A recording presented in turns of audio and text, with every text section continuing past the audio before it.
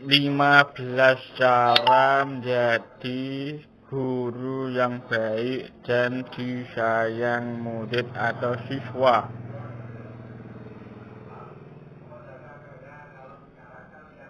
Menjadi guru yang baik dan disayang siswa atau murid itu ternyata tidak sulit. Suatu saat saya pernah menyaksikan beberapa siswa atau murid sedang mengerumuni gurunya.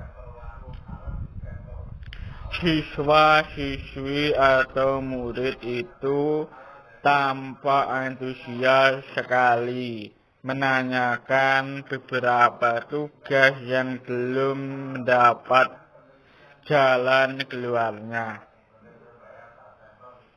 Kemudian tanpa rasa sungkan, mereka seorang murid mengobrol santai. Bahkan ada beberapa yang curhat. Gurunya pun menanggapi dengan respon baik, seperti layaknya mengobrol dengan teman sebaya. Sungguh pemandangan yang tidak saya alami ketika saya siswa dulu. Sewaktu masih menjadi siswa, menghindari guru ketika bertemu di luar sekolah itu pilihan saya. Alasannya tidak jelas. Ada rasa yang tidak bisa dijelaskan. Sebenarnya tidak semua guru sih, hanya sebagian besar. Menjadi orang tua tidaklah mudah.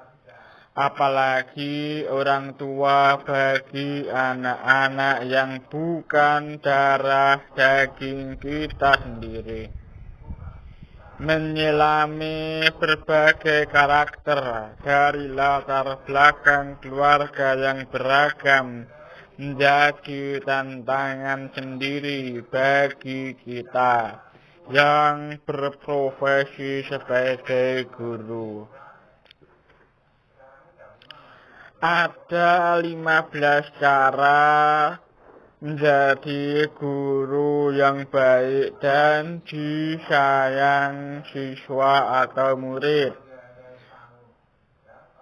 Pola pikir mengajar dengan cara lama yang otoriter, mengandalkan guru hanya sebagai satu-satunya sumber ilmu. Berceramah terus-menerus tanpa memberikan kesempatan siswa aktif, membuat penelitian, dan menyimpulkan sendiri hasil penelitiannya. Hal-hal tersebut seharusnya sudah mengalami pergeseran menyesuaikan zamannya. Menjadi sahabat dan teman berdiskusi lebih mendorong siswa atau murid untuk berkreasi dan mengembangkan bakat serta ilmu pengetahuannya. Mengingat tantangan kehidupan yang dihadapi siswa juga terus berkembang. Kedekatan emosi dengan siswa atau murid harus kita bangun. Apabila ingin ilmu yang kita sampaikan bisa diterima siswa atau murid.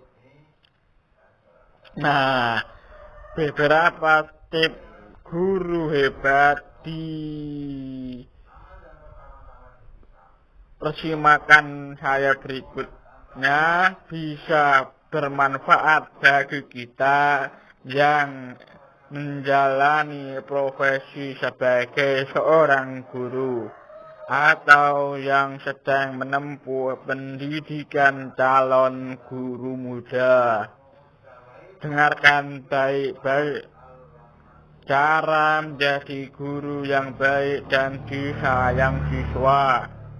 1. Menguasai materi pelajaran yang dipegang.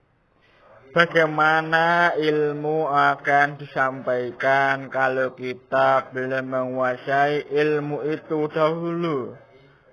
Memang benar, kita bukanlah satu-satu sumber belajar siswa atau murid.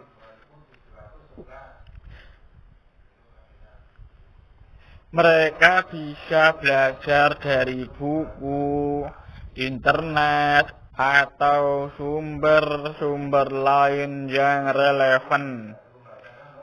Tapi setiap mereka bertanya, kita harus bolak-balik melihat buku. Rasanya harkat dan martabat guru bisa jatuh di hadapan siswa. Bagaimana penilaian mereka nanti terhadap gurunya? 2. Cara mengajar selalu berbeda. Ini penting sekali untuk membuat siswa tidak bosan.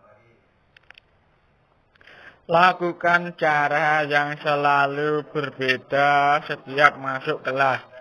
Kalau kita belum menemukan cara atau belum mampu melakukan teknik yang tepat, sekurang-kurangnya sekali dalam seminggu ajak keluar semua siswa atau murid kita. Sesuaikan dengan kondisi sekolah kita mengajar. Kita juga bisa memanfaatkan potensi yang ada di sekitar sekolah. Kita juga bisa melalui permainan sebagai media belajar agar siswa atau murid merasa rileks. 3. Rajin periksa tugas siswa. Kita sering lupa memeriksa tugas yang diberikan atau memang sengaja tidak diperiksa. Padahal dengan tidak memeriksa tugas yang kita berikan itu sama artinya dengan kita menyepelekan siswa atau murid. Hal ini tidak baik untuk wibawa kita di depan siswa atau murid. Selalu periksa setiap tugas yang kita berikan kepada siswa atau murid. Jangan menunda, walaupun kerja tersebut terasa memuakkan. Hargai jerih payah mereka. Berikan pujian dan penghargaan yang wajar kepada siswa kita yang berhasil menyelesaikan tugasnya dengan baik. Jangan sekali-kali menghinanya dengan mengatakan langsung kepadanya bahwa hasil kerjanya tidak benar. Hal itu penyebabnya bisa jadi mungkin saja penyampaian kita belum bisa dipahami dengan baik oleh siswa atau murid. 4. Disiplin dan bertanggung jawab. 2 kata di atas gampang diucapkan, sulit diterapkan. Sebagai profil yang keberadaan kita selalu dijadikan teladan siswa atau murid, sudah selayaknya guru menempatkan dirinya dengan baik sebagai figur disiplin dan bertanggung jawab. Ketika kita sedang terlambat ke kelas, cepatlah minta maaf atau biarkan siswa yang memberikan sanksi kepada kita. Hal ini akan jauh lebih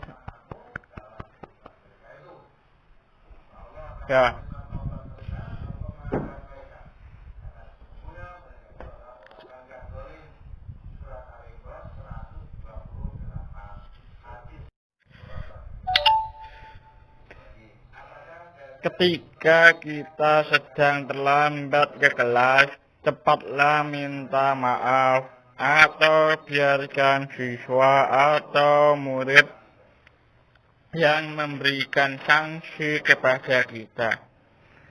Hal ini akan jauh lebih membuat kita berwibawa jika melakukan kesalahan. Dengan meminta maaf, tidak menurunkan wibawa kita sebagai guru.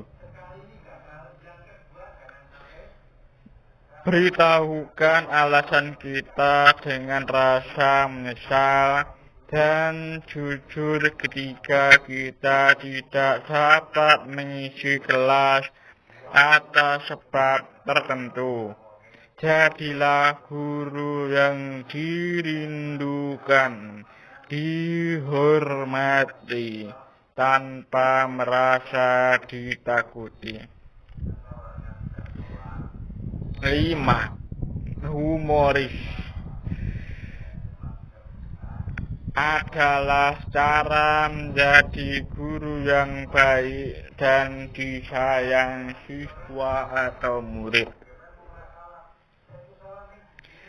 Kenangan termanis tentang guru kita dulu, salah satunya adalah sifat humoris.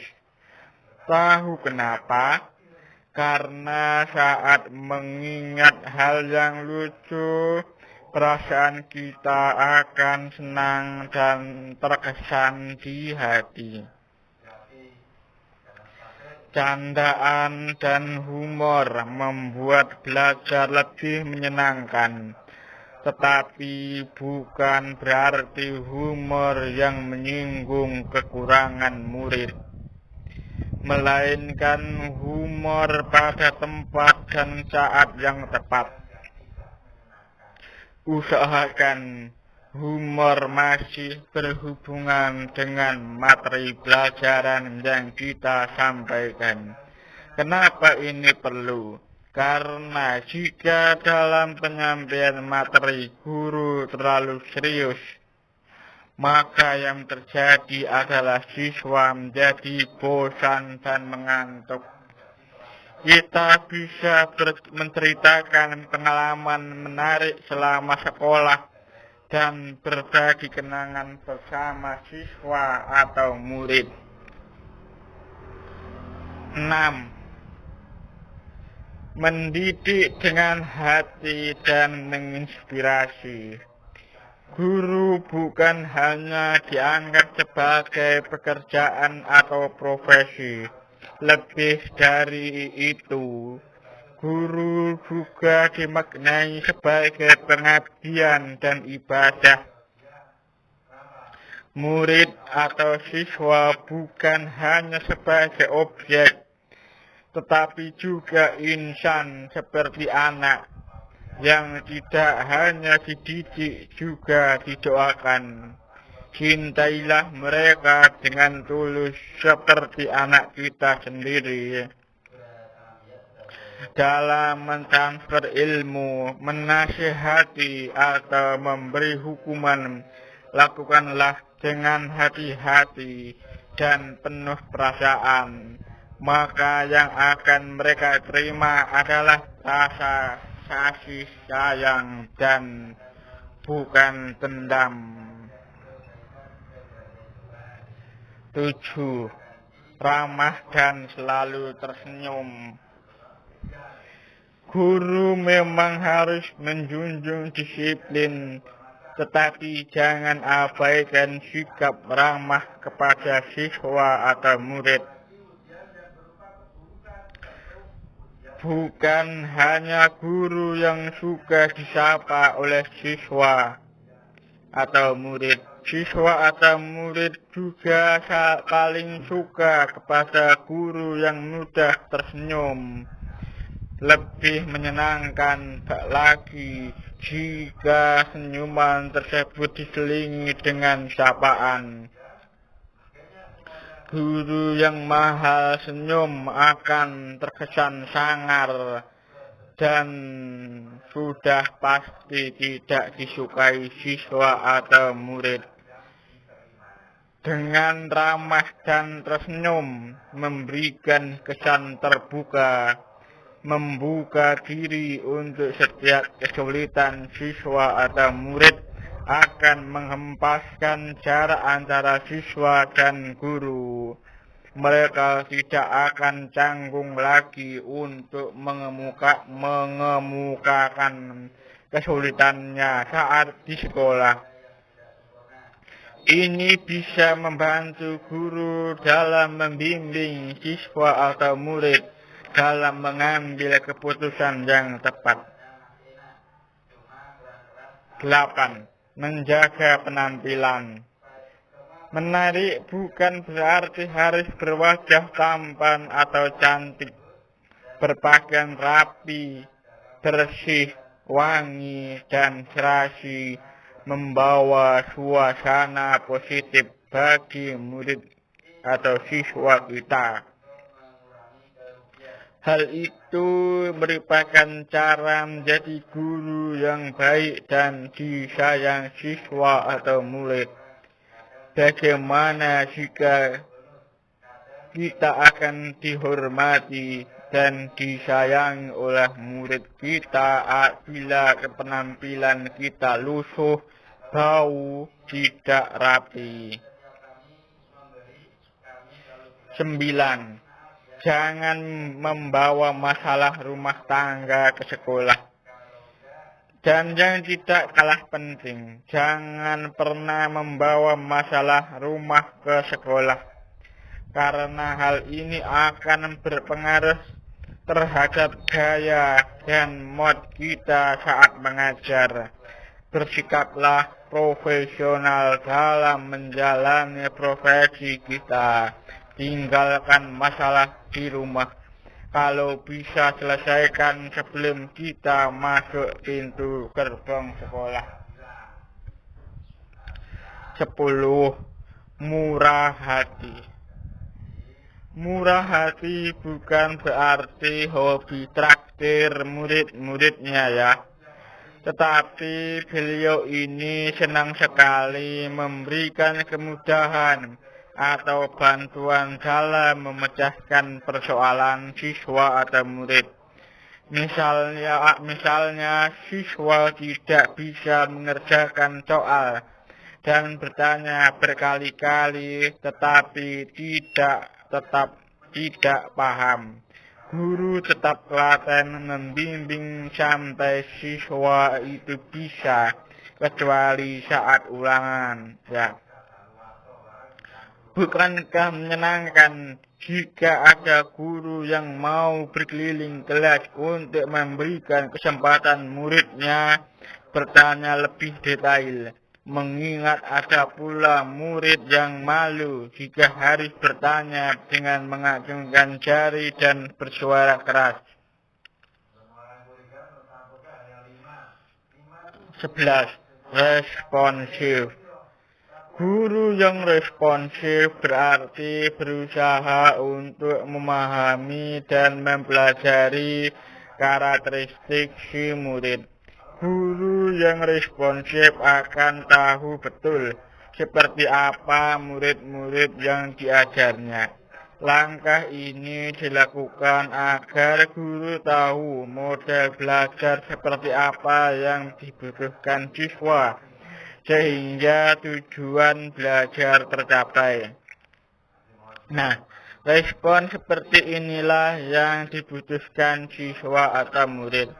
Tentu kesuksesan yang akan dicapai siswa nanti merupakan kesuksesan guru juga dalam mendampingi belajar.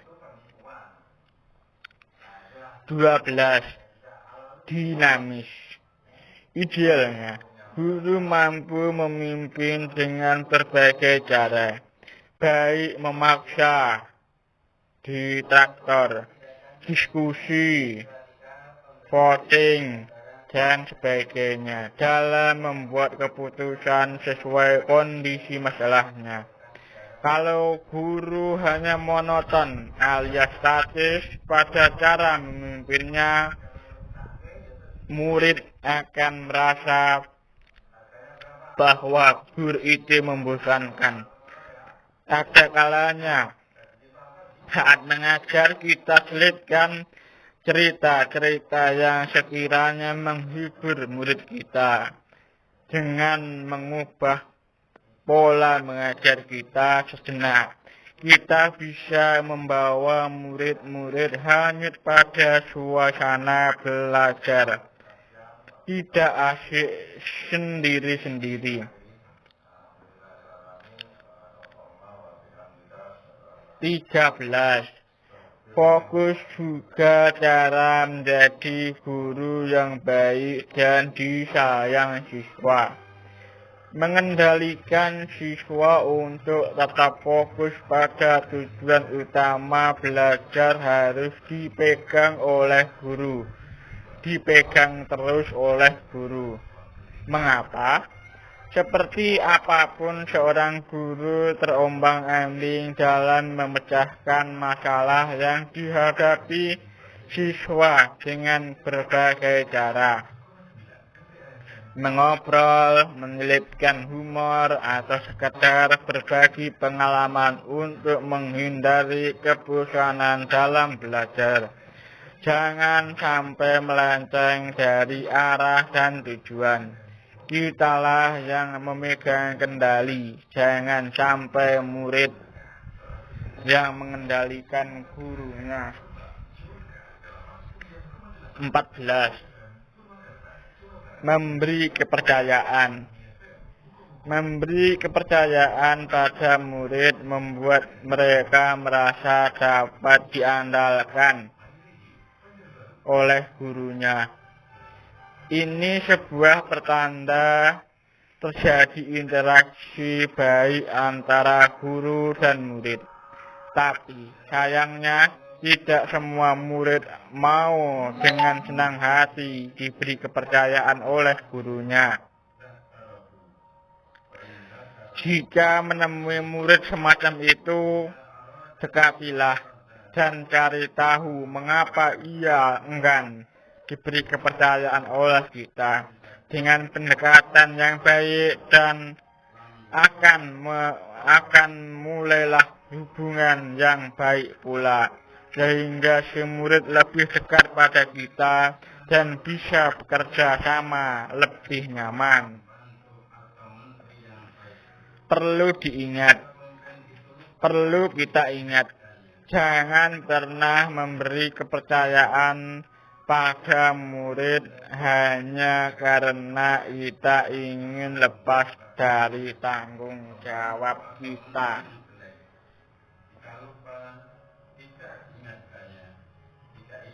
15. Mampu menjadi contoh atau suri tauladan yang baik. Tidak hanya pandai berbicara, tetapi juga mampu mempraktikkannya. Contoh adalah nasihat ajaib yang langsung dilihat dan dirasakan siswa. Oleh karena itu, jangan berkata dahulu sebelum kita yakin mampu melakukannya. Ingat pepatah lama mengatakan, guru kencing berdiri, murid kencing berlari. Demikianlah beberapa apa yang saya sampaikan tentang menjadi guru idaman siswa atau murid. Semoga tausiah ini bermanfaat. Selamat menjadi guru yang baik dan disayang siswa.